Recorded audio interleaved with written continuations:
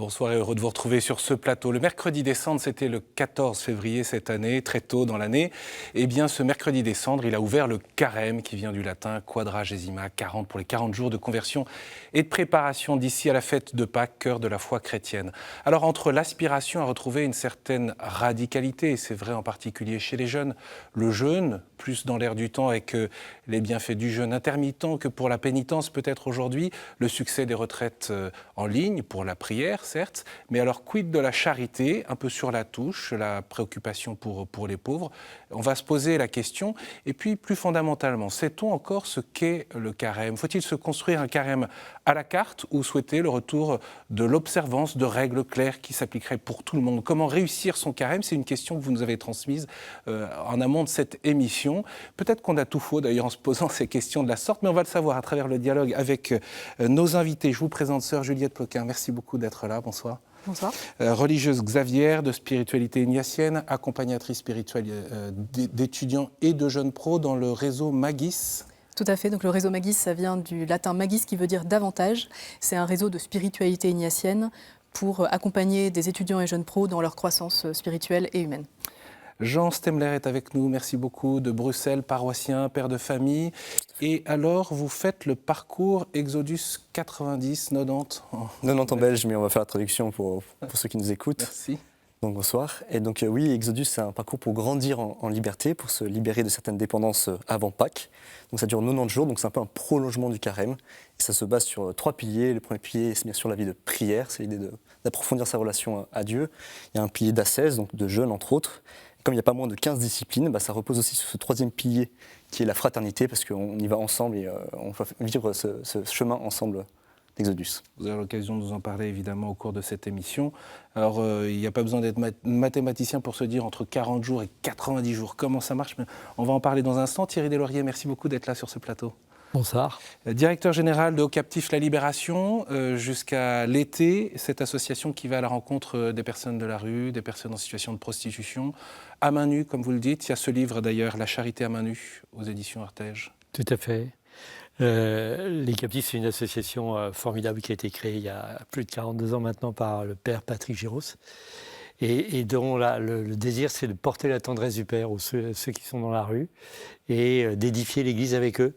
Alors ça se traduit par des tournées rues qu'on appelle habituellement maraudes, à main nue, mais aussi par l'accueil dans les paroisses, et puis par un certain nombre de choses qu'on fait avec la paroisse, et puis d'accompagnement pour aider les personnes à se remettre debout en s'appuyant sur le Christ.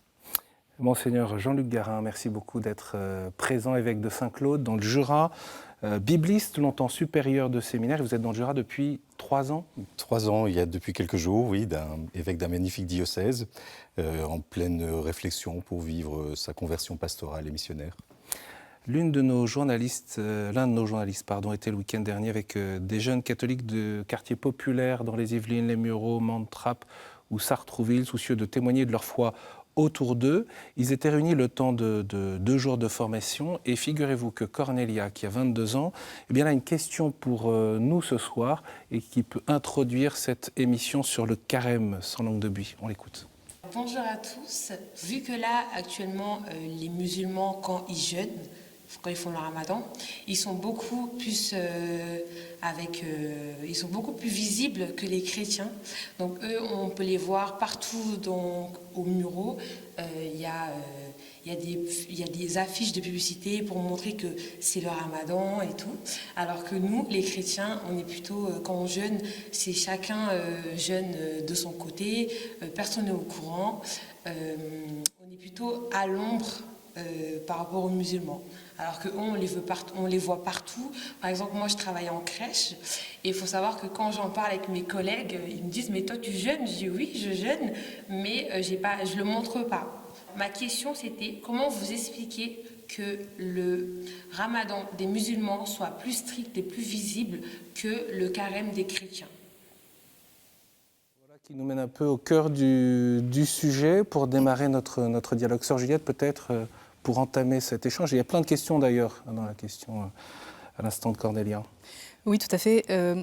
Moi, ça me faisait penser à l'évangile qu'on a entendu il y a 2 jours, le jour du mercredi des cendres. Donc, dans l'évangile de Matthieu, Jésus qui dit « Toi, quand tu jeûnes, ne te montre pas, mais parfume-toi la tête, etc. » Ton Père qui est dans le secret. Donc, c'est vrai que nous, dans le jeûne des chrétiens, dans le carême, il y a cette notion d'une forme d'intimité aussi avec Dieu. Voilà, qui peut interroger aujourd'hui. Et effectivement, le fait, je pense que ce côté public et aussi communautaire du Ramadan vient nous interpeller, nous les chrétiens.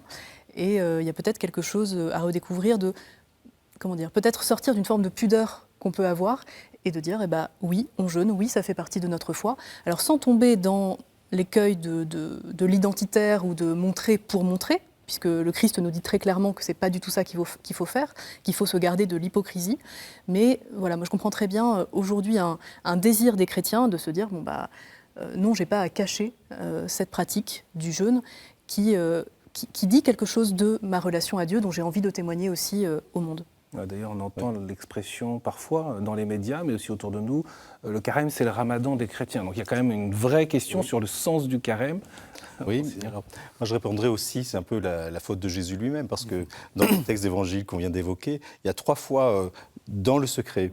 Prie ton Père dans le secret, ton Père qui voit dans le secret te le rendra. Et puis, comme on l'a dit, que ta main droite ignore ce que fait ta main gauche pour le partage. Ne fais pas sonner la trompette devant toi. Et si tu jeûnes, parfume-toi la tête. Donc, il ne faut pas que tu montres que tu jeûnes. Donc, il y a vraiment une pédagogie de l'Évangile qui dit que la tristesse ou l'austérité elle ne se voit pas d'abord. Et je pense que là, pour nous, comme le carême, il est orienté vers Pâques, et la visibilité et l'enthousiasme, ça va plus être au moment de Pâques où les cloches vont sonner, où il y aura toute cette atmosphère de joie qui éclatera à ce moment-là. Donc, moi, je n'ai pas bien compris du coup s'il fallait être visible ou dans le secret. Mais je trouve ça difficile effectivement pour un chrétien de savoir s'il est dans ce qui relève du témoignage ou de la vantardise par rapport justement à tout ce que dit Jésus, de faire attention à ne pas se mettre en avant. Mais il y a peut-être aussi un témoignage à rendre. Et c'est ça aussi, on sent chez les jeunes, cette soif de radicalité. Oui, à mon sens, dans ces 3 préceptes où on le fait dans le secret, le but c'est de se rapprocher de Jésus et de ressembler à Jésus jusqu'à Pâques, en traversant la Passion pour la résurrection. Et puis le carême, c'est aussi la rampe de lancement du temps pascal après. Et on a 50 jours pour témoigner que Jésus est ressuscité, et c'est à ce moment-là qu'il faut qu'on soit visible. À ce moment-là qu'on a à aller témoigner que Jésus est ressuscité, qu'il nous a sauvés, qu'il nous a délivrés de toutes nos entraves, de toutes nos captivités. Et je pense que c'est à ce moment-là qu'il faudrait qu'on fasse un effort pour témoigner et montrer des gueules de ressuscité au monde et pas des gueules tristes. Donc il y a le temps de carême 40 jours avant Pâques, le temps de Pâques 50 jours après Pâques jusqu'à la Pentecôte. C'est ce que vous rappelez? J'aime beaucoup ce que tu dis d'une rampe de lancement, parce que bien souvent on met le focus sur le carême, mais on ne peut pas séparer les 40 jours de carême, et surtout avec les 50 jours du temps pascal, avec la résurrection, l'ascension et la Pentecôte, et tout ça, ça fait tout un. Et donc l'expression rampe de lancement, j'aime beaucoup. Est-ce que précisément sur le sens même du carême, il n'y a pas une question de fond, à quoi ça sert? On retient probablement, pour ceux qui fréquentent les églises ou ceux qui ont, dans leur jeunesse, entendu ça, la prière, le jeûne, l'aumône, mais pourquoi? Alors il y a une lecture qu'on a entendue mercredi des cendres, « Revenez à moi de tout votre cœur ». C'est-à-dire que le carême, c'est vraiment il y a un but. On dit aussi tous les jours dans notre bréviaire, les yeux fixés sur Jésus-Christ, entrons dans le combat de Dieu. Donc pour nous, le carême, avant les exercices de carême, il y a une personne à regarder, à fixer droit dans les yeux. C'est le Christ qu'on va accompagner, comme dit le catéchisme de l'Église catholique, pendant le carême. L'Église accompagne le Christ au désert pendant 40 jours. Donc on suit le Christ au désert, on va suivre le Christ dans son entrée à Jérusalem, parce que c'est encore pendant le carême, on va suivre le Christ le jeudi saint, pendant la Passion, et ensuite dans la résurrection. Donc c'est vraiment un compagnonnage, je dirais, au quotidien avec le Christ. Au niveau du sens du carême, c'est-à-dire que effectivement le but du carême c'est Pâques, c'est-à-dire que s'il y a pas, on prépare son cœur, on se rapproche du Seigneur pour Pâques. Donc si on perd le sens du carême, c'est peut-être qu'on a aussi perdu le sens de cette fête de Pâques. Et finalement, si on sait c'est ça l'événement de l'année pour les chrétiens, C'est ça, à ça qu'on nous prépare, quoi. Et c'est intéressant parce que dans la lecture de ce matin, on est déjà rappelé sur le sens du carême, quoi. Il y a Dieu qui dit au prophète, tu vas dire, mon peuple, ils n'ont rien compris. Ils sont en train de jeûner et pourtant ils font porter des fardeaux à ceux qui peinent. Et c'est pas ça le jeûne qui me plaît. Le jeûne qui me plaît, c'est de briser les joues, de briser les chaînes, de donner à manger à celui qui a faim, d'accueillir chez soi le pauvre sans-abri, de revêtir celui qui est nu et de n'avoir personne qui est loin.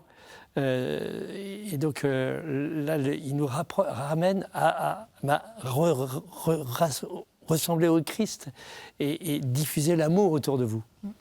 J'ai retenu donc sur la question de la visibilité qu'il y a un temps pour tout et que le temps du carême n'est peut-être pas celui-là, qu'au fond c'est le temps de l'intériorité, c'est pas le temps du paraître, c'est la conversion du cœur, donc c'est quelque chose de profond. Et aussi, peut-être que l'ascèse et le jeûne sont subordonnés par exemple à la joie et la charité. Donc paraître triste, paraître... voilà, quelqu'un qui fait Exodus, qui dit c'est très difficile, je tiens les différentes disciplines, mais c'est vraiment déjà pour moi je suis malheureux, c'est qu'il a vraiment raté son Exodus, c'est qu'il a vraiment rien compris à la chose. Alors on va venir justement sur ce point, parce que c'est un autre point de débat, et une question que beaucoup se posent, peut-être gens de votre génération ou plus jeunes. Ne faudrait-il pas retrouver des règles claires pour tout le monde, celles peut-être que les plus anciens ont connues, du jeûne qui était le vendredi saint, le mercredi des cendres, mais aussi un jeûne qui se vit tout au long du carême. Avec, voilà, est-ce qu'il n'y a pas des règles qui sont obligatoires ou bien c'est à la carte là-dessus Alors, l'Église donne des règles assez claires. Déjà, il y a une tranche d'âge. Le jeûne commence à 14 ans. Ça ne veut pas dire qu'on ne va pas commencer avant, mais jusqu'à 60 ans. Et après, ça ne veut pas dire qu'après 60 ans, on est dispensé, mais en tout cas... ça, c'est écrit. C'est écrit. Il y a quelque chose d'obligatoire dans le code du droit canonique. Après, il y a 2 jours de jeûne vraiment notifiés, qui sont le mercredi des cendres et le vendredi saint. Et donc, la règle, c'est qu'il y ait une privation substantielle de nourriture. Alors, après, chacun va interpréter cela. Est-ce que je jeûne, je saute un repas? Est-ce que je jeûne complètement? Dans mon diocèse, plusieurs jeunes prêtres disent la messe à 6h45 avec leurs paroissiens. Et après, ils bénissent le pain. Et les paroissiens repartent avec leur pain pour la journée. Donc, il y a vraiment 2 jours de jeûne. Et puis après, il y a l'abstinence les vendredis de carême. Alors après, il y a la tradition, jadis, quand j'étais petit, on mangeait du poisson. Mais j'en discutais encore il n'y a pas très longtemps avec des moines. Aujourd'hui, le poisson est devenu tellement cher que est-ce que c'est encore ça qui nous est demandé? Mais en tout cas, il y a une dimension d'abstinence. Donc, ce n'est pas forcément une règle appliquée de manière littérale sur le poisson le vendredi? Ce n'est pas une règle à appliquer de façon littérale, mais en tout cas, il y a une dimension de privation et de repas simples, en tout cas le vendredi. Et puis après, on pourra en débattre, mais aujourd'hui aussi, on sait qu'il y a d'autres façons aussi, ça ne veut pas de jeûner. On jeûne de nourriture, mais on peut aussi jeûner de son smartphone, de ses écrans et de bien d'autres choses. Mais en tout cas, les règles sont assez claires. Et je voudrais aussi rebondir sur la symbolique du chiffre 40. Peut-être on pourra débattre du coup jusqu'à propos du chiffre 90. Parce que pourquoi 40 dans la Bible? Il y a à peu près une centaine de citations sur le sens de 40. C'est 40 jours, bien sûr, de Jésus au désert. C'est 40 ans de Moïse au désert également. David a régné 40 ans, Salomon a régné 40 ans. Mais, alors, ce n'est pas dans la Bible, mais c'est une dimension anthropologique très ancienne que je trouve très intéressante. Parce que quand j'étudiais la Bible, je me disais, mais pourquoi l'importance de ce 40? Jusqu'au jour où je me suis aperçu que la façon ancienne de compter l'attente d'un enfant, c'était 40 semaines. Donc c'est la gestation, c'est le temps qu'il faut pour qu'un enfant vienne à maturité. Et ces 40 semaines préparent à un événement qui normalement est joyeux, c'est l'accueil de la vie. Et je trouve que cette image de la gestation dit quelque chose de profond et rejoint la question aussi de la visibilité, parce que l'enfant, on ne le voit pas au début, et puis après, il vient à la vie. Il y a quelque chose de ça, du carême, c'est un temps de gestation, et puis ça nous prépare à une naissance, et c'est ce qu'on célèbre le soir de Pâques aussi, la renaissance des baptisés, ou la naissance des catéchumènes. Vous redonniez, Monseigneur, les indications sur le jeûne. Il y a plusieurs questions de nos téléspectateurs sur le jeûne de fête, comment pratiquer le jeûne chrétien durant le carême. Mais ce que vous avez dit là, je n'ai pas l'impression qu'on l'entend dans toutes les paroisses. Pardon de le dire comme ça. Et je ne sais pas si les jeunes, je ne sais pas si c'était le cas de votre famille, Jean, l'ont en tête comme étant quelque chose qu'il faut vivre. Non, effectivement. Enfin, en tout cas, moi, je me rappelle que quand j'étais enfant, il y avait l'opération bol de riz à l'école. Mais sinon, de fait, parfois, certains chrétiens peuvent se retrouver en difficulté quand on demande, mais en fait, le carême, c'est quoi et que te demande l'Église exactement? Et je pense qu'aujourd'hui, ça fait partie des choses peut-être qu'on redécouvre, de pouvoir dire effectivement, il y a ce jeûne le mercredi des cendres, le vendredi saint. Et après, toute la question, c'est finalement pourquoi on fait les choses. C'est-à-dire, il ne s'agit pas de jeûner pour jeûner, mais effectivement de pouvoir se tourner vers le Christ davantage. Et c'est là que tout est dit dans l'évangile du mercredi des cendres. Quand le Christ demande finalement qu'est-ce que tu cherches. Si tu cherches à ce que les gens te voient, tu auras ta récompense. Mais si tu cherches à vraiment retrouver Dieu, fais-le dans le secret de ton cœur et le Seigneur qui est présent dans le secret te le rendra. Et du coup, voilà, il y a comment articuler à la fois la règle et cet élan intérieur qu'on a.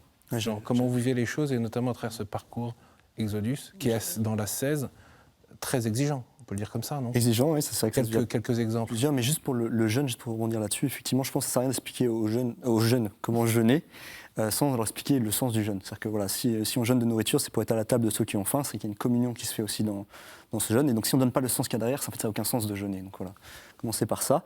Et effectivement, oui, on a 14 disciplines qui commencent, voilà, par exemple, au matin par la minute héroïque, le fait de sortir de son lit directement et de ne pas snoozer son réveil. Voilà, ça nous met dans de bonnes conditions, de suivre les textes proposés par Exodus. C'est effectivement de se priver, par exemple, de desserts, d'alcool et de temps d'écran pas nécessaire. Et ça, c'est peut-être, on se rend compte pour les jeunes, un des éléments, en tout cas pour ma part, le plus difficile, c'est ce temps d'écran. C'est aussi la douche froide. Il y a la douche froide, du sport. Du sport 3 fois par semaine, et de se voir 1 fois par semaine avec sa fraternité. Et dans cette fraternité, qui est en général 6 à 8 gars, on a en plus une encre, c'est un en particulier à qui on peut plus discuter. Et voilà, parce qu'on discutait du cadre, de si on pouvait avoir tous la même chose. C'est vrai que Exodus propose à tous les jeunes hommes qui veulent le suivre 14 disciplines, mais qu'on va après, par la suite, une fois qu'on a le cadre, discuter avec son encre pour adapter. C'est quoi, vous, votre recherche dans tout ça? C'était quoi votre motivation? C'était quoi votre intérêt de passer aussi par une question très, très physique, très corporelle? C'est vraiment grandir en liberté. C'est-à-dire qu'en fait, il y a plein de dépendances. Et par exemple, les écrans, on ne se rend pas forcément compte, avant de faire Exodus, qu'on peut être dépendant à certaines choses. Les écrans, le fait de dire qu'on se rend compte qu'on a l'effet dopamine d'ouvrir, de scroller, d'aller sur les médias, de suivre les médias, c'est-à-dire on va se détacher de ça pour se concentrer sur l'essentiel, pour grandir dans sa relation à Dieu. On libère plein de temps. C'est-à-dire qu'on arrive... J'ai vu, par exemple, il y a une demande de supprimer les SMS, plus envoyer de SMS. C'est un des exemples qui est donné dans la présentation du parcours, par exemple. Alors, je ne l'avais pas en tête comme ça, celui-ci. C'était plus... En fait, c'est parce que pourtant, ce qui est étonnant, c'est qu'ils disent, et c'est ça qui est bien, c'est qu'ils ne donnent pas de règles trop précises. Ils disent éviter rester juste le temps nécessaire, sans définir ce que veut dire nécessaire. Et donc, le côté nécessaire va se discuter avec son encre. Et justement, pour donner un exemple, pour moi, c'était très difficile d'imaginer 3 mois sans suivre les médias. Donc, j'ai pu en discuter avec mon encre, qui m'a dit, alors du coup, ce que tu vas faire, c'est que tu vas faire les médias 1 fois par semaine, le dimanche. Comme ça, c'est toi qui choisis quand est-ce que tu vas voir les médias. C'est pas les médias, c'est pas les notifications qui choisissent quand toi, tu vas regarder les médias. Moi, j'ai envie de te poser une question parce que, comme bibliste, je suis attaché à 40. Alors, pourquoi 90? Et puis, dans le trépied que l'Église donne à travers l'évangile du mercredi des cendres, l'aumône, la prière et le jeûne, c'est pas tout à fait le même trépied. Donc, est-ce que tu pourrais un peu m'expliquer? Sur 40, alors, il est possible de faire Exodus 40, bien sûr, mais pourquoi 90, pourquoi 90? C'est parce qu'il y a des études qui ont montré qu'on mettait 3 mois à prendre des bonnes habitudes, par exemple pour l'heure de prière quotidienne. Donc c'est vraiment pour ça, c'est l'idée de prendre cette bonnes habitudes pour la suite. Et donc même si je trouvais une très belle image aussi de dire de cette naissance après 40 jours, c'était pour ça que le 90 a été proposé. Et c'est pas une inflation par rapport aux 40 jours de Jésus ou c'est... Non, c'est plus, c'était des études plus scientifiques. Ce que vous voulez dire, monseigneur, c'est on n'en demande pas trop. C'est une taquinerie, mais comme pour moi la Bible est normative et qu'il y a vraiment cette symbolique profonde pour le carême, c'est pour ça que je trouve que 40 c'est intéressant. Mais... Et ce qui est intéressant aussi, c'est que c'est tout à fait compatible avec le carême. Il y a des choses en commun, mais c'est pas exactement la même chose. Par exemple, il y a le pilier de la fraternité qu'on va retrouver dans Exodus, qui n'est pas forcément présent dans le carême. Donc voilà, c'est l'idée de se préparer en avance. Et maintenant qu'on entre en carême aussi, il y a cette dimension effectivement en plus d'universel. Sur Juliette. Deux choses par rapport aux 90. Moi, j'avais entendu dire que c'était lié à une tradition orthodoxe, qui faisait commencer le carême beaucoup plus tôt. Alors, je ne saurais pas en dire plus, mais qu'il y a aussi quelque chose d'assez ancien. Que c'est pas uniquement par rapport aux habitudes. Mais du coup, je trouve ça hyper intéressant que tu aies donné ça comme justification, parce que moi, ça vient questionner quelque chose d'assez précis, qui est la place du développement personnel. Parce que le discours de « il faut 3 mois pour avoir une bonne habitude », on est typiquement dans le développement personnel. Et dans les exemples que tu donnais d'Exodus, il y a aussi des choses, quand tu te réveilles, tu te lèves tout de suite, etc. C'est des choses qu'on peut entendre dans des discours qui vont avec « deviens la meilleure version de toi-même ». Et moi, je trouve que ça vient nous questionner, nous chrétiens, notamment sur le moment du carême, avec je pense qu'à la fois, c'est une opportunité, ça vient nous donner des idées, des pistes, et en même temps, je vois aussi ça comme un risque de se dire finalement, qu'est-ce que moi je cherche à faire, et est-ce que l'écueil, c'est pas de se dire, ok, check, je deviens un super chrétien et j'ai réussi mon carême parce que j'ai pris une douche froide tous les jours. Et finalement, nous, en tant que chrétiens, notre but n'est pas tant de devenir la meilleure version de nous-mêmes, mais de nous laisser... Justement, que je diminue et qu'il progresse. C'est de laisser vivre le Christ en nous. Donc, c'est aussi considérer, on peut risquer de considérer qu'on gagne ses mérites. Tout à fait, oui, c'est ça. Ce serait ou alors qu'on est centré sur soi-même aussi. Peut-être quelque chose un peu à la force du poignet. Et du coup, comment toi tu te positionnes par rapport à... Exodus, ce n'est pas du développement personnel, ce n'est pas un régime à faire, c'est vraiment l'orienter vers la bonne direction, c'est de préparer d'améliorer notre relation avec le Seigneur. Je pense qu'il peut y avoir un peu de ça au début, quand on commence Exodus, en tout cas chez les gars, c'est un peu en mode défi, on va faire le défi, on va tenir. Non, mais la question va d'ailleurs au-delà du parcours Exodus en tant que tel, mais de la manière dont on peut entendre cette méthode ou d'autres, ou des aspirations, parce qu'au fond, ce qu'on entend, c'est que ça correspond aussi à des aspirations profondes de la génération qui est la vôtre, qui est celle des 20-30 ans aujourd'hui, qui veulent de la radicalité, qui veulent de la clarté. Et si on reste lors du défi, on ne tient pas en fait. Si on ne comprend pas le sens qu'il y a derrière, on ne fait pas 90 jours, pas par défi, juste par développement personnel. Et le fait de pouvoir partager avec d'autres ces difficultés, parce que dans les faits, voilà, ce que je disais au début, s'il y en a qui dit je tiens, mais il est malheureux, c'est qu'il n'a vraiment rien compris Exodus. Et ça me rappelle un peu ce que dit le pape dans son commentaire des béatitudes dans Exultate et Gaudete sur le pélagianisme, en disant il peut y avoir quelquefois cette tentation d'une sainteté à la force des poignets. Or, comme dit Paul, je me glorifie dans mes faiblesses. Donc tout l'enjeu aussi du carême, c'est aussi du coup le rôle de l'ascèse, c'est de laisser Dieu venir visiter nos faiblesses pour nous guérir. Et ça challenge aussi, ça met au défi l'accompagnement, l'orientation qu'on donne aux paroissiens, aux jeunes. C'est aussi ça qu'on peut entendre, non ? Oui, pour moi, il y a un challenge. Monseigneur, Thierry.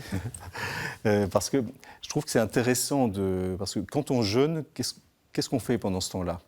Est-ce qu'on s'enferme et on regarde une série ? Ça peut être la tentation en disant j'ai jeûne pour occuper et pour oublier que je saute à repas, je vais regarder une série. Or, je trouve que le trépied qui est donné par Jésus, le jeûne, la prière et le partage, pendant que je jeûne, je peux prier ou je peux aller visiter un malade. Je crois c'est très important de ne pas séparer ce trépied ou ces 3 piliers, on pourrait dire, du carême, en disant ils s'équilibrent l'un de l'autre, et si je laisse de l'espace et que je me prive d'un repas, c'est pas pour finir mon travail pendant ce temps-là, comme ça je suis à jour, c'est vraiment pour consacrer du temps ou à la présence du Seigneur dans sa parole, ou à la présence du Seigneur dans l'Eucharistie, ou la présence du Seigneur dans les plus pauvres. Mais je crois que c'est très important qu'il y ait cet équilibre sain, S-A-I-N et S-A-I-N-T. Thierry. Moi, il y a une question que je me pose par rapport à toutes ces Exodus et toutes les autres pratiques, c'est si, en fait, on ne vit pas dans une époque où on a une petite déformation, en tout cas, nous, dans nos sociétés occidentales riches. Parce que finalement, quand on regarde Exodus, les hommes d'il y a 50 ou 100 ans, peut-être qu'ils n'étaient pas très loin au quotidien de Exodus. Ils n'avaient pas d'eau chaude. Ils ne prenaient pas forcément tous les repas. Le jour, je voyais une jeune femme qui est franco-congolaise. Elle me dit, mais moi, quand je vais chez mon papa au Congo, on a un repas par jour et on est joyeux. Ici, on a 3 repas par jour et on est triste. Et il y a une simplicité de vie et une épuration à retrouver. Alors, on a l'impression de se dispenser de notre superflu, hein, moi le premier, de notre nécessaire, moi le premier, mais en fait c'est du superflu et il y a une simplicité de vie à retrouver, alors que tout le mouvement écologiste et toute l'attention à l'environnement nous appelle à le faire, parce que aujourd'hui, peut-être qu'on peut pas manger de poisson, mais on a plein de recettes pour manger que végétarien le vendredi, sans souci. On n'a plus besoin de se poser la question du poisson. Et donc, en fait, il y a, à mon avis, un enjeu de sobriété à retrouver pour retrouver la vie et retrouver le temps disponible aux autres, le temps disponible pour Dieu, le temps de la joie. Oui, sœur Juliette. C'est là peut-être qu'aussi, nous, en tant que chrétiens, on a quelque chose à dire à la société. C'est-à-dire que aujourd'hui, voilà, dire à quelqu'un qu'on jeûne, on peut avoir quelqu'un qui nous dit « bah oui, moi aussi je jeûne parce que c'est bon pour mon corps, parce que ceci, cela ». Le jeûne intermittent, j'en parlais tout à l'heure. Honnêtement, sur les réseaux sociaux, moi je reçois plein de notifications pour pratiquer le jeûne intermittent pour que ça soit mieux pour ma santé. Et c'est vrai, je me sens mieux dans ma peau. C'est sans doute très bien. Et puis du coup, pareil, l'invitation à être un peu moins sur son smartphone, c'est des choses qu'on peut entendre. Et du coup, c'est là que nous, chrétiens, c'est vraiment la question de pourquoi on fait ça, c'est largement ce que vous disiez, sur quel espace ça peut ouvrir pour la relation, pour Dieu, quoi. Qu'est-ce qui... Oui. À quoi nous sert cet espace, et que pour nous, c'est faire signe vers autre chose. J'ai déjà eu ce commentaire d'une génération plutôt plus au-dessus, mais pas manger du tout le vendredi, c'est pas bon pour le corps. Très bien, mais c'est pas le but. Ça tombe bien parce que c'est pas forcément le but de faire du mal au corps, mais c'est pas le but de rechercher justement le bien-être du corps, quoi. Et c'est là que je trouve que ça vient poser la question du but, et ça revient un peu sur cette question d'articuler comment avoir des repères qui soient qui soient bons pour tout le monde, et puis comment est-ce que moi, personnellement, je peux trouver l'effort, la résolution, enfin ce qui va me permettre de me rapprocher du Christ. Et c'est là, je pense qu'effectivement, l'accompagnement, le discernement est très important, parce que quelque chose qui va être très bon pour une personne va être complètement forcé sur une autre. Et donc, comment prendre ce temps de l'écoute pour relire sa vie et se dire, ok, en fait, moi, ce qui me rapproche de Dieu, c'est telle chose, ce qui, à l'inverse, m'en écarte, ça va être autre chose. Et comment est-ce que moi, je peux naviguer là-dedans sans... Du coup, je reprends l'expression que tu disais, grandir en liberté, que cette liberté, elle s'exerce déjà là, se dire comment est-ce que Dieu me parle et comment est-ce que je choisis la résolution qui va m'aider. Quel est l'axe de conversion pour moi aujourd'hui pendant 90 ou 40 jours? Si je comprends bien, vous nous dites que l'ascèse, l'aspiration à une forme de radicalité, ça nous oriente vers la sobriété, que tout le monde est appelé à vivre pour la sauvegarde de la planète, pour notre avenir, pour qu'on soit mieux, voilà, et tout en relativisant bien nos efforts par rapport à la réalité de ce que vivent les gens à travers le monde. Très bien, mais qu'il y a une question qui se pose spécifiquement pour les chrétiens. Parce que si je reviens au carême, c'est un temps de conversion.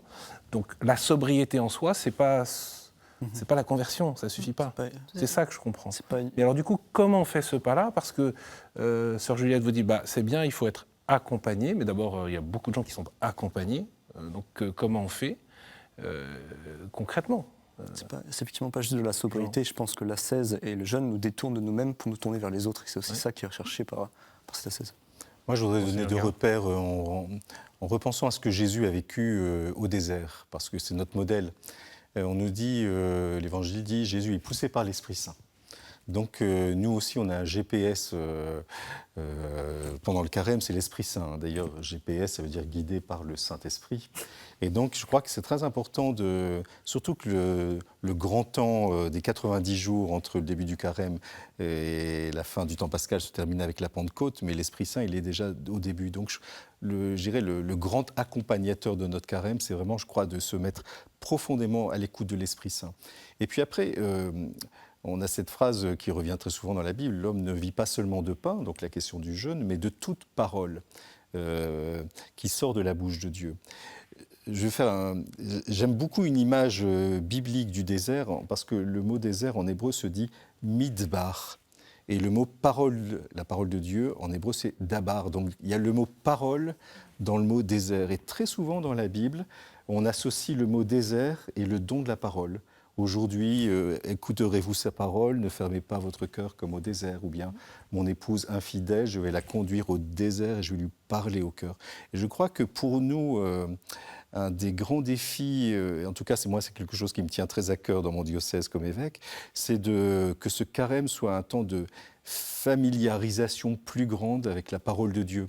Et que si on jeûne, eh bien on ouvre sa Bible. Et qu'on se nourrisse de la parole de Dieu.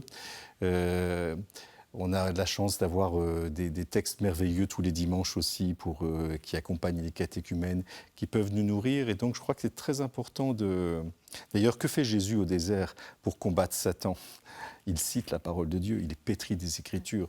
Et je crois que pour nous, il y a quelque chose là d'essentiel et quelque chose de l'ordre du fondement et d'un repère important à retrouver et qui est même en quelque sorte pour moi assez premier. Mais qui est un peu à la carte du coup parce que, je l'ai dit tout à l'heure, on a besoin de radicalité, on a besoin de règles. Vous avez redit ce que peut-être beaucoup n'ont pas entendu, qui est la question du jeûne, comment le pratiquer, de quel âge ça correspond, 14, 60 ans.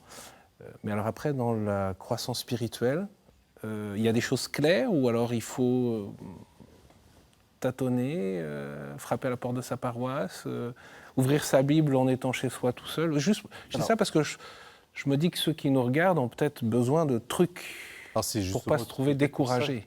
C'est pour ça qu'aujourd'hui, il y a une multiplicité de propositions, de retraites, de parcours de carême de toutes sortes, justement, parce qu'on a besoin de repères.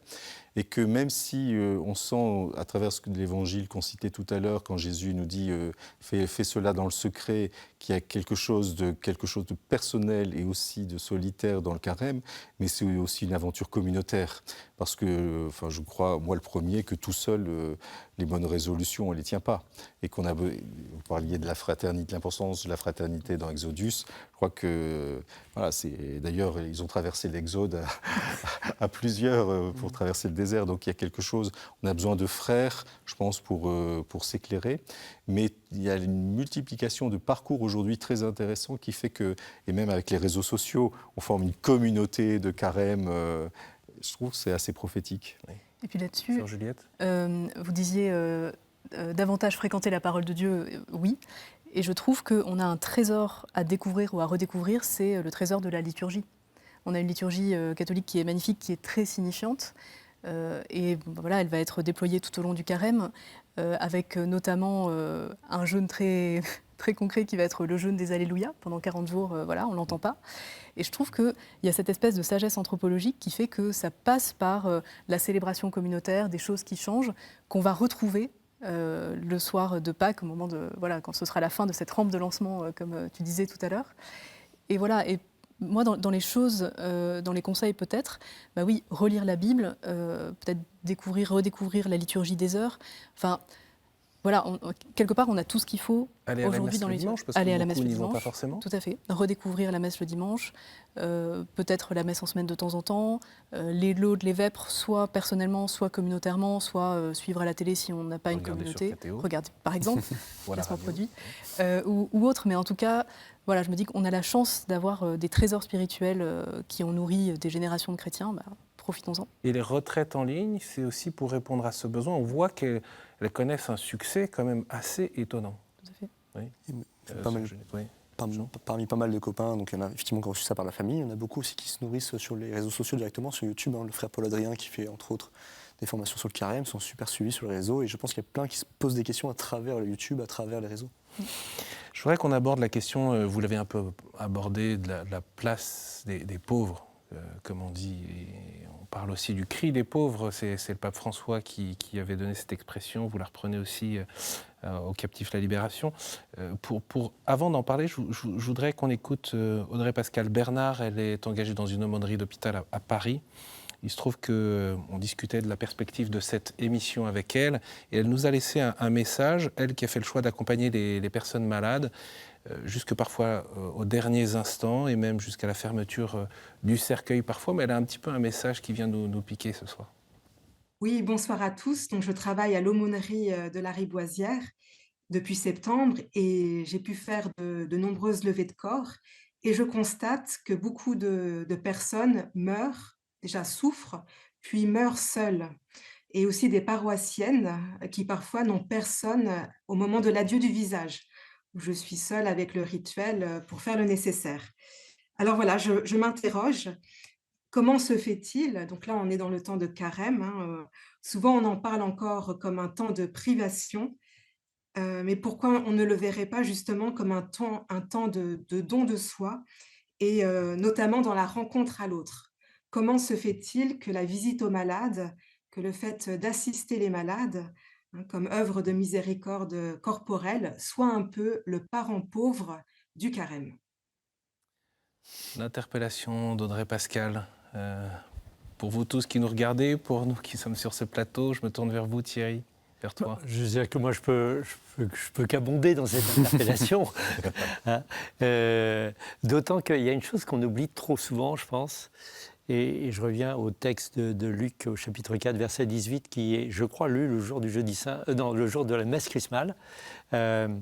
Le Seigneur, l'Esprit m'a consacré par l'onction, il m'a envoyé proclamer la bonne nouvelle aux pauvres, aux captifs la délivrance, rendre la vue aux aveugles, libérer les opprimés et annoncer une année de grâce de la part du Seigneur. Et en fait, si la mission, elle commence par les pauvres, en fait, dans la manière dont Jésus annonce. Et si, justement, dans cette rampe de lancement, on ne commence pas par aller voir les pauvres, eh ben, on a tout perdu, quoi. On ne prend pas le chemin du Christ. Et ça, c'est vraiment essentiel.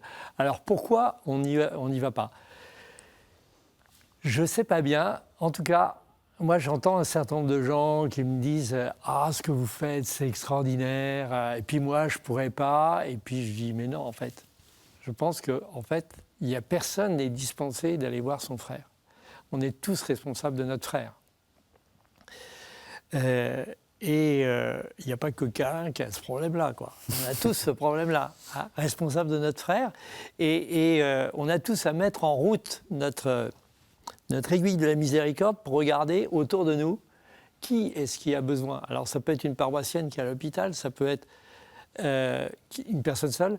Il y a une personne dans notre paroisse qui faisait partie du conseil pastoral et qui disait « Je vais à l'hôpital la semaine prochaine, je vais être toute seule, qui vient me visiter ?» Donc elle avait l'audace de le faire savoir. Mais pour une qui a l'audace et qui a la chance d'avoir l'équipe déjà connectée en quelque sorte aux réalités de la paroisse. Mais qui le dit, je pense à une autre femme dans notre paroisse aussi, Bénédicte, qui nous interpellait sans cesse. Et elle interpellait, et donc elle n'était jamais seule, mais si elle n'interpellait pas, je pense qu'elle aurait été seule. Et qu'il y a plein de gens qui n'interpellent pas et qui sont tout seuls et qu'il faut aller voir. Mais justement, à nous, on n'a pas besoin de recevoir l'Esprit Saint, il nous parle. Quand il nous montre quelqu'un qui est tout seul, en fait, c'est l'Esprit Saint qui nous parle. Est-ce que c'est là où on vérifie, au fond, que le temps de conversion qui est le carême, on voit qu'il produit des effets? Est-ce que c'est là où on vérifie vraiment la qualité de sa prière, on voit d'abord où il y a du combat. Hein. J'y vais pas. Ah purée, ouais, il faut que j'aille voir Denise. J'ai tant de choses à faire. Puis c'est important ce que j'ai à faire.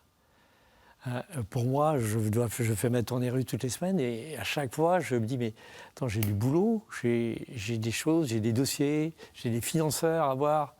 C'est vachement important quand même.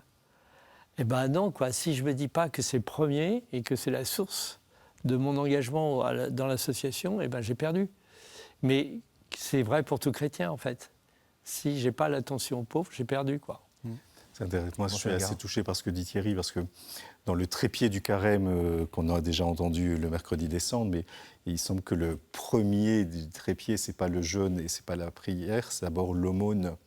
Et l'aumône au sens large du terme, donc surtout quand on vient d'entendre quelqu'un qui fait partie d'une aumônerie, Et c'est-à-dire qu'effectivement, c'est peut-être pas pour rien que Jésus choisit en premier comme porte d'entrée de chemin de conversion, justement la rencontre avec le plus pauvre ou le malade.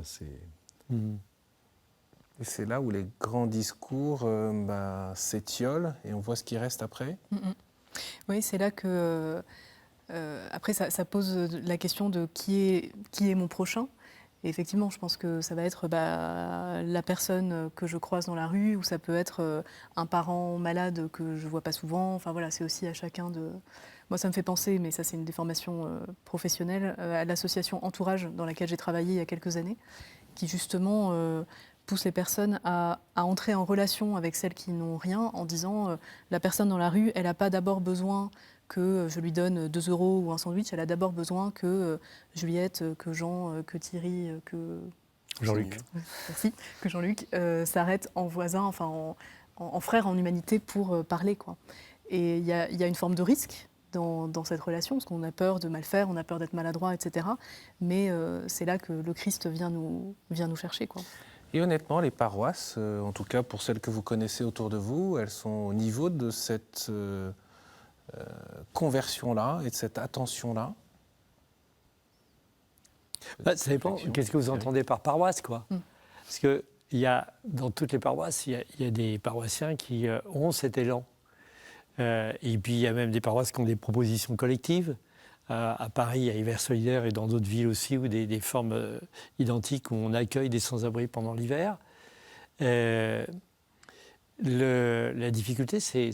Et puis, dans l'hiver solidaire, ce qui est intéressant, c'est qu'il y a des gens qui ne viennent pas à la messe le dimanche, mais qui viennent à l'hiver solidaire. Mais la question, c'est de savoir comment on élargit ça. Parce que, finalement, à Paris, hiver solidaire, nous accueillons que 180 personnes. Alors qu'il y en a 3500 qui sont dans la rue pour Paris. Et je prends toutes les villes, on a le même sujet. Et finalement, 3500, il suffirait d'avoir...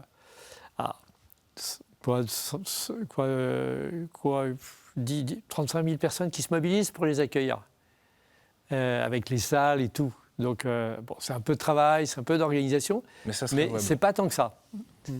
Et pourquoi est-ce qu'on ne bouge pas, quoi?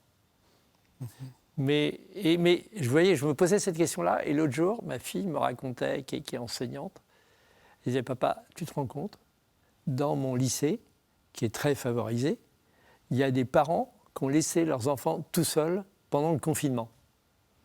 Donc eux, ils sont allés à la campagne et ils ont laissé leurs enfants tout seuls.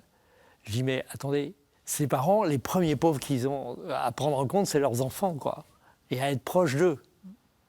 Alors je prends la caricature, mais tous ceux aussi qui rentrent très tard le soir et qui oublient leurs enfants, dont j'ai pu faire partie aussi. Mais voilà, en fait, il faut qu'on soit attentif d'abord à nos enfants, quoi. À ceux qui sont proches. Et cette vérification, Sœur Juliette, Monseigneur, de la foi en acte, vous trouvez que ça va avec ce désir de radicalité où il y a justement un gros travail à faire?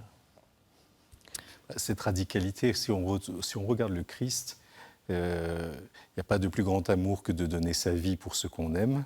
Et il va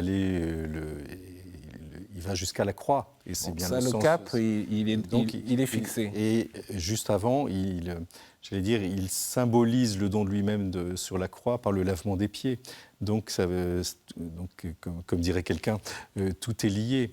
Et donc je crois qu'on ne peut pas ne pas séparer le sacrifice du Christ de cette attention. Et ce qui m'est venu aussi en écoutant Thierry, c'est que en fait, les grands évangiles du carême pendant l'Anéa qui accompagnent les catéchumènes, on voit Jésus présent à toutes les souffrances humaines. Au tombeau de Lazare, auprès de l'aveugle-né, de la Samaritaine à la vie compliquée, le fils prodigue, donc l'homme perdu. Donc on voit finalement que Jésus, dans ces grands évangiles, il est sur tous les lieux de souffrance humaine. Donc il y a quelque chose là de très puissant. J'avoue que j'y avais pas pensé. Merci Thierry. Bénisse Dieu. Sœur Juliette. Moi je pense, le lieu ultime de vérification de tout ce qu'on peut faire en termes de conversion, c'est est-ce que tout ça vient faire grandir en nous la foi, l'espérance, la charité. Enfin, est-ce que tout ça nous rapproche du Christ? Et effectivement, enfin, le Christ se donne jusqu'à la croix, donc à un moment, cette conversion vient se traduire dans notre vie réelle, avec là encore une fois cet enjeu de se dire ça vient vraiment me transformer en profondeur, et je ne fais pas ça pour que ça se voie. C'est toujours un peu l'écueil qui se pose. Peut-être un petit mot du père Guillaume Bourcy, qui est curé des paroisses de la Pommeraye et de Chalonnes-sur-Loire dans le Maine-et-Loire. Lui, il accompagne également la pastorale des étudiants au niveau du diocèse d'Angers. Il soulève un point, et je vous propose de l'écouter, c'est la question justement du parcours individuel dans le carême et de la démarche communautaire que vous avez un peu évoquée, Monseigneur Guérin. Bonsoir. C'est vrai que pendant le carême, on a l'habitude de partir du triptyque aumône, prière et jeûne. Et souvent, les deux derniers, la prière et le jeûne, ça concerne un effort plus ou moins personnel, un engagement chacun individuel. Je vais un peu plus jeûner pendant le carême, je vais un peu plus prier. Alors que l'aumône, ça nous ouvre normalement à l'autre, à celui qui nous entoure, le pauvre bien sûr, mais tout simplement même ceux qui viennent à la messe avec moi et que je connais pas. Et c'est vrai qu'en paroisse, c'est toujours l'occasion, pendant le carême, surtout pour nous cette année, je trouve, de remettre l'accent sur cet élan vers son prochain, cet élan vers autrui. Les Hébreux au désert sont partis ensemble, conduits par Moïse, conduits par le Seigneur, pour arriver ensemble en terre promise et prendre possession ensemble de la terre promise. Pendant le carême, c'est un peu notre volonté, nous ici, d'essayer d'améliorer cette dimension fraternelle et communautaire. Alors moi, ce qui m'intéresserait, c'est peut-être de savoir comment les uns les autres essayent de développer cette joie de la vie communautaire. Jean, ça rejoint ton expérience. Oui, j'aurais bien voulu juste réagir une dernière fois sur tout ce qui est aumône. Effectivement, aumône et charité me semble plus important que la 16. Donc je me suis fait la réflexion là que du coup on pourrait reprocher à Exodus d'avoir charité dans les piliers d'Exodus, mais je me dis que parmi les copains, les gars de mon âge, plus de mon âge, je pense que l'ennemi de la charité et de l'aumône, ça va plus être le temps perdu, c'est plus l'oisiveté et pas du tout le fait de vouloir se concentrer sur l'essentiel, de limiter les temps d'écran. Donc je pense qu'il ne faut juste pas se dire que je pense que la 16, si ça permet de se détourner soi-même, se tourner vers les autres, ça va vraiment dans le sens d'une plus grande charité et ça doit être l'aboutissement de cette charité. Et cette démarche à faire ensemble. C'est ça. Voilà. Surtout qu'il y a quelque chose d'assez exigeant dans Exodus, donc c'est qu'on a besoin de partager avec les autres sur ce qui est difficile, sur ce qui est vécu, et que c'est vraiment une force qu'on trouve dans les autres. Thierry, une réaction à ce que dit le père? Par rapport au père, je partage sa remarque, sachant que quand même, moi j'ai appris à jeûner grâce au bol de riz, donc c'était une démarche communautaire. Et donc il ne faut pas se moquer du bol de riz. Donc il ne faut pas se moquer du bol de riz, c'est la première démarche. Sur la prière aux captifs, là, alors cette année on inaugure une nouvelle formule, c'est que tous les ans pendant le carême, avant on n'avait qu'une veillée rue, maintenant on va avoir un pèlerinage l'après-midi, qui va réunir toute la communauté captive, des captifs de la rue et des captifs accompagnants. Et dans chacune des paroisses où nous sommes, après on va se retrouver sur le parvis de Notre-Dame et puis on va faire un mini pèlerinage jusqu'à Saint-Séverin avec une veillée de prière le soir auquel on va inviter tous nos donateurs et tous nos amis des captifs. Et c'est un moment... Donc là, c'est une formule amplifiée par rapport à l'année dernière, mais à chaque fois, c'est assez extraordinaire de voir toute la diversité dans laquelle on prie. Et comme me disait une de mes collaboratrices qui, elle, ne croit pas, et je lui demandais, mais pourquoi tu vis au captif? Elle disait, mais Thierry, tu sais, quand on rentre dans une église, les gars, d'abord, ils se taisent, on sent qu'il y a quelque chose, et puis en plus, on est tous égaux. Et ça, je trouve que c'est extraordinaire, l'intérêt de la prière en commun, du pèlerinage en commun, c'est qu'en fait, on est tous égaux devant les ampoules, et puis devant Dieu, on est tous égaux. Et on a tous, si vous voulez, les gens qu'on accompagne, qui viennent de la prostitution ou sans-abri dans la rue, beaucoup ont fait des parcours de migration. Et s'il y a une chose qu'on peut garder dans tout son parcours, c'est son héritage spirituel. On l'a toujours avec nous. Alors, il est lourd ou il n'est pas lourd, cet héritage, mais il est toujours avec nous. On peut avoir tout perdu. C'est une richesse à partager. Et c'est une richesse à partager qu'on met en commun. Monseigneur. Oui, moi je dirais, je repense quand Jésus appelle ses disciples personnellement, mais tout de suite il les met dans un groupe de 12. Et que pour moi la fraternité, c'est le biotope pour que la grâce, elle puisse porter du fruit. Et que seul on peut rien. Et donc pour moi cette dimension de la fraternité, elle est essentielle pour qu'on puisse avancer, porter du fruit, et c'est le chemin de la sainteté. Et avec, si je peux encore un mot, avec un risque en plus de se tromper quand on est tout seul. Parce que Exodus, c'est ordonner la charité, et donc parfois on dit, bon, par charité, je ne vais pas le faire. Mais si on décide ça tout seul, la charité, elle a vite très bon dos, quoi. Bon, par charité, je vais quand même prendre une bière, par charité. Alors quand on doit en discuter avec son encre, il dit, oui, mais là, tu abuses un peu quand même. Et donc voilà, le fait de pouvoir discerner ça à plusieurs. Vous êtes marqué en tout cas par votre expérience d'Exodus. Au terme de cette émission, comment vous avez envie de répondre à cette question qui nous est aussi parvenue? Comment réussir son carême en quelques mots? Jean? Comment réussir son carême en quelques mots? Je crois que le Seigneur nous veut profondément libres. Il existe plusieurs manières pour gagner cette liberté, grandir dans cette liberté dans le carême. Sans revenir trop dessus, mais Exodus en est en tout cas une possibilité. Donc j'invite vraiment les gars qui le souhaitent et les filles aussi à vivre ça dans cet Exodus 40, parce qu'il y a quelque chose pour grandir en liberté qui est bien préparé à Pâques. Thierry? Écouter la parole de Dieu jour après jour et la mettre en pratique jour après jour.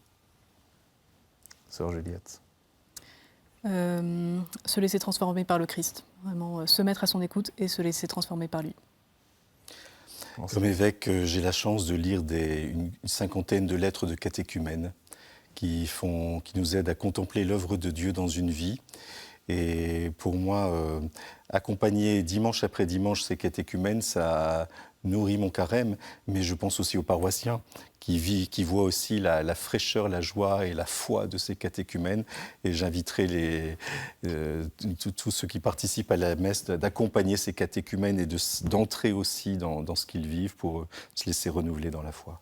Merci à tous les quatre pour cette participation à cette émission, à vos échanges, à vos réflexions, parce qu'on voit bien que vivre le carême aujourd'hui, ça n'est pas forcément simple. En tout cas, c'est un grand défi aussi de celui de la conversion et de la préparation à cette grande fête de Pâques. Merci à la rédaction pour la préparation de cette émission et à vous tous aussi qui nous avez envoyé des questions que nous avons repris au fur et à mesure de notre échange. Vous pouvez retrouver cette émission sur le site internet kto.tv.com. N'hésitez pas non plus à consulter la programmation spéciale de KTO riche et diverse pour cheminer vers Pâques. Bon et saint carême à vous tous. Merci beaucoup.